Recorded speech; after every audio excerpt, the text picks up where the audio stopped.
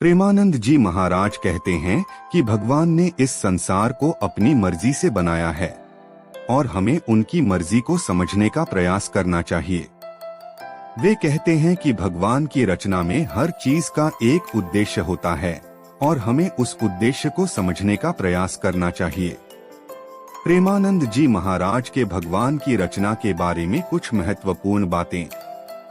भगवान की मर्जी। प्रेमानंद जी महाराज भगवान की मर्जी के महत्व पर जोर देते हैं और कहते हैं कि भगवान की मर्जी ही सर्वोपरि है।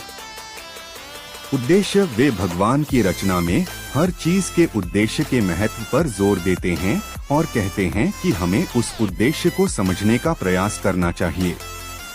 विश्वास और श्रद्धा। प्रेमानंद जी महाराज विश्वास और श्रद्धा के महत्व पर जोर देते हैं और कहते हैं कि भगवान की रचना पर विश्वास करने से हमें शांति और संतोष मिलता है।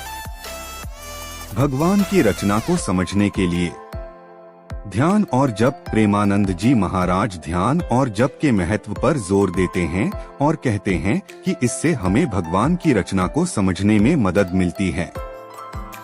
आत्मविचार।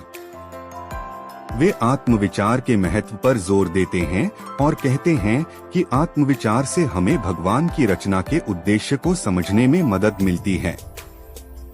प्रेमानंद जी महाराज के अनुसार भगवान ने इस संसार को अपनी मर्जी से बनाया है और हमें उनकी मर्जी को समझने का प्रयास करना चाहिए। इससे हमें शांति, संतोष और आत्मज्ञान मिलता है।